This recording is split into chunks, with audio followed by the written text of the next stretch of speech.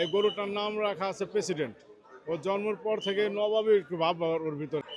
মূলত গরুটা আসছে ফরিদপুর জেলা ভাঙ্গা থানা থেকে। এটা আমার গরুটার বয়স হলো 28 মাস। এই গরুটার পিছনে আমার প্রতিদিন পার ডে 2000 টাকা খরচ আছে। গরুটার দাম চাচ্ছি আমি 12 লাখ টাকা। এই গরুটার দাম আমার 8 লাখ টাকা পর্যন্ত হয়েছে। আমার টার্গেট আছে 10 লাখ টাকা হলে গরুটা ছেড়ে দেবো। কমলাপুর রেল স্টেশনে হাটে গরুটা নিয়ে আসছি। এখানে মোটামুটি 8 লাখ টাকা পর্যন্ত দাম হচ্ছে। আমার টার্গেট 10 পূরণ হলে ছেড়ে দেবো গরুটা।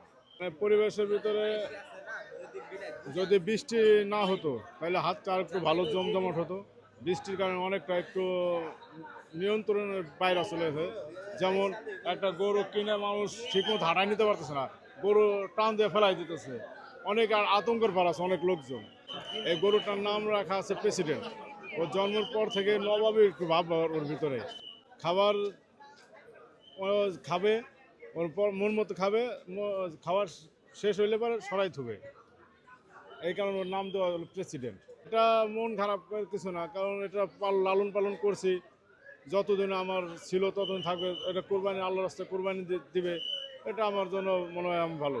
হ্যাঁ, এটা গাভীর পেটে, আমার গাভীর পেটে। আমার গরুতে কোনো সুই ইঞ্জেকশন কিছুই দেওয়া হয় না এই পর্যন্ত।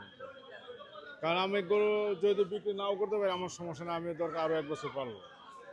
মানে কথাটা হচ্ছে যে অনেকে তো এরকম গরু মোটা তাজা করে, না না, আমার অনেক ওরকম সময় কিছু নাই। ইনজেকশন পুশ করে, না তো 3 মাস পরে কিন্তু মারা যায়। ওই ক্ষেত্রে না না, ওরকম কোনো কিছু নাই। কারণ আমার 10-15 লাখ টাকার গরু, যদি আমার ওরকম কোনো কিছু থাকতো তাহলে আমি এখনো গরু ধরে রাখতাম না। আমার নিয়ে যে আমি যদি বিক্রি করতে নাও পারি আমি এটা নিয়ে চলে যাবো, আমার সমস্যা নেই। কিন্তু আমি